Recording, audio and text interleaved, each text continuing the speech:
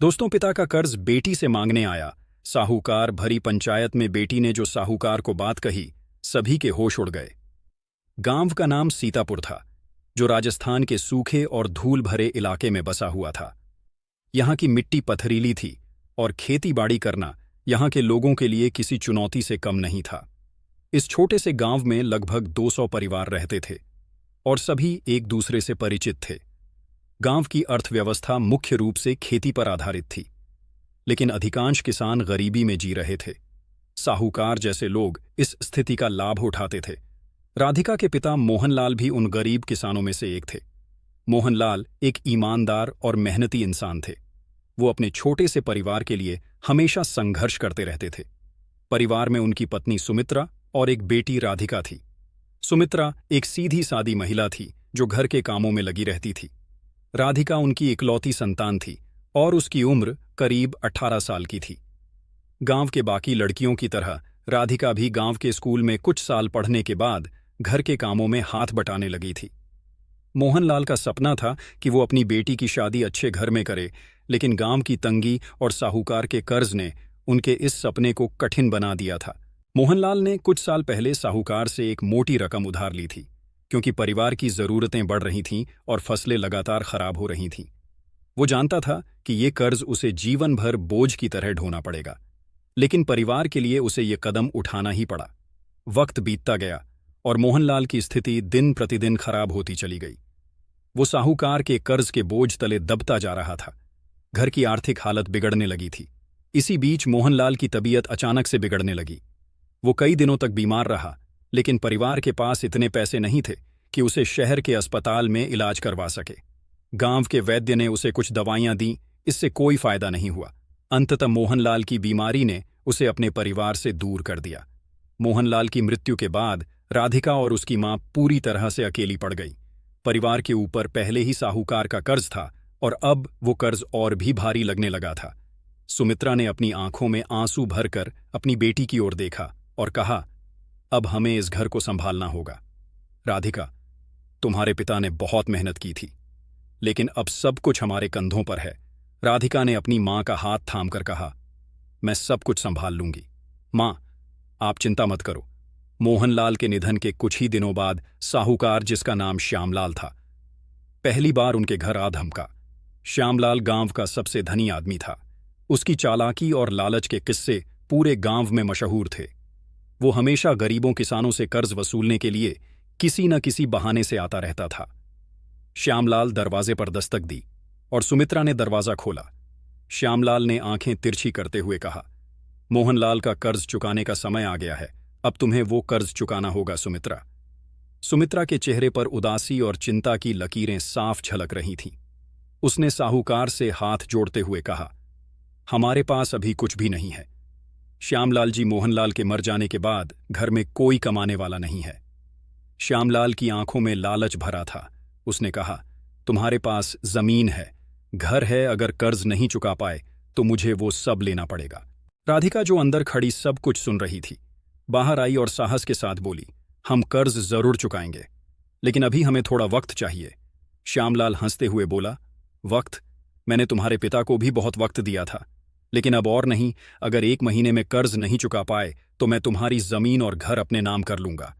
ये कहकर श्यामलाल वहां से चला गया, लेकिन उसने राधिका और उसकी मां के दिलों में डर और चिंता का बीज बो दिया। राधिका ने श्यामलाल की धमकियों से परेशान होकर गांव के बुजुर्गों से मदद मांगी। गांव के मुखिया रामनाथ, जो एक सम्मानित और न्यायप्रिय व्यक्ति थे, रामनाथ ने राधिका की बात सुनी और पंचायत बुलाने का निर्णय लिया।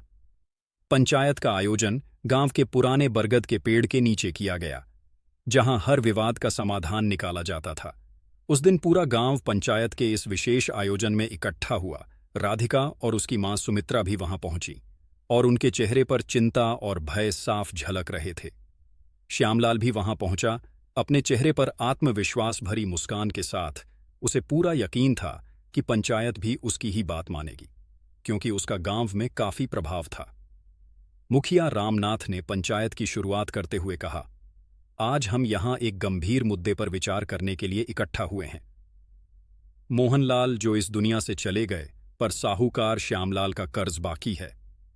अब सवाल ये है कि इस कर्ज को कैसे चुकाया जाए और क्या इसका कोई उचित समाधान निकल सकता है।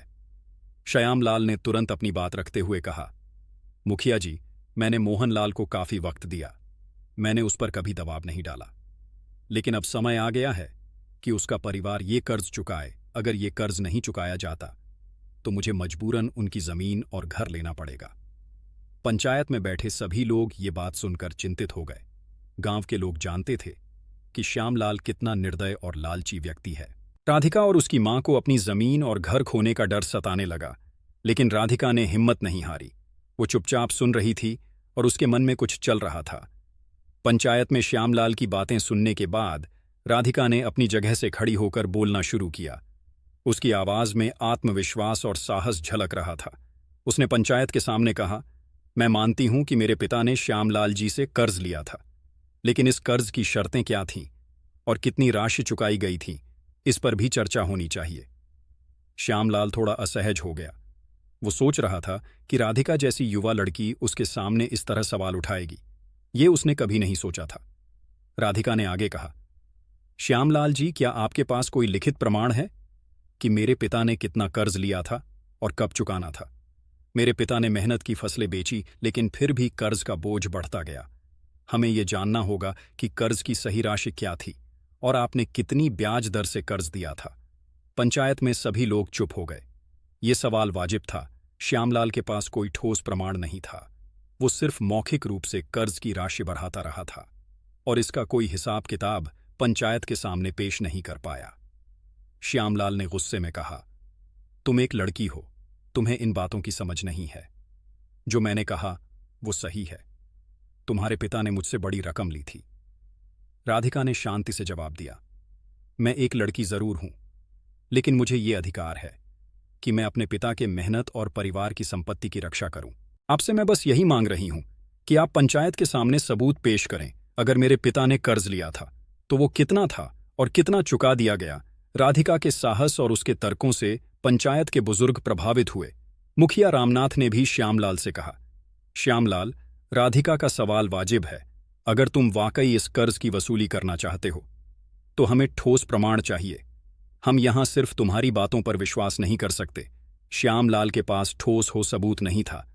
उसने गांव में अपने प्रभाव का इस्तेमाल कर लोगों को हमेशा डराया था, लेकिन इस बार उसकी चालाकी काम नहीं आई। राधिका की सच्चाई और साहस के सामने श्यामलाल की चालबाजी बेनकाब हो गई। पंचायत में निर्णय लिया कि जब तक श्यामलाल कर्ज का कोई ठोस सबूत पेश नहीं करता, तब तक वो राधिका और उसकी मां से कर्ज की मांग नहीं कर सकता। इसके अलावा पंचायत ने यह भी निर्णय लिया कि श्यामलाल को गांव के दूसरे गरीब किसानों से भी कर्ज के नाम पर किए गए अत्याचारों का हिसाब देना होगा। श्यामलाल, जो अब तक खुद को अजय समझता था, पंचायत के फैसले से बुरी तरह हिल गया। उसे समझ आ गया कि गांव की एक साधारण लड़की ने उसकी सच्चाई सबके सामने ला दी है। पंचायत के फैसला के बाद राधिका और उसकी मां ने राहत की सांस ली। राधिका के साहस ने न केवल उनके परिवार को बचाया, बल्कि पूरे गांव को साहूकार के आतंक से मुक्त कर दिया। गांव के लोग अपराधी को सम्मान की नजर से देखने लगे। उन्होंने उसकी बहादुरी और हिम्मत की सराहना की और राधिका गांव की नायिका बन गई। श्यामलाल की हार के बाद गांव में उसका दबदबा खत्म हो गया। लोग अब उसकी चालों से वाकिफ हो चुके थे और उसके खिलाफ आवाज उठाने लगे। उसकी दादागिरी का अंत हो चुका था। राधिका ने अपने पिता के सपने को पूरा करने के लिए खुद को शिक्षित करने का निर्णय लिया। उसने गांव के बच्चों को पढ़ाना शुरू किया और अपने परिवार की आर्थिक स्थिति को सुधारने के लिए मेहनत करने लगी। धीरे धीरे उसका परिवार फिर से खुशहाल हो गया और गांव में उसका नाम इज्जत और आदर से लिया जाने लगा। इस तरह राधिका की कहानी एक उदाहरण बन गई कि कैसे एक आधार लड़की भी अपने साहस और दृढ़ संकल्प से बड़ी चुनौती का सामना कर सकती है। अगर आपको हमारी ये कहानी पसंद आई हो तो कृपया वीडियो को लाइक करें और चैनल को सब्सक्राइब करें।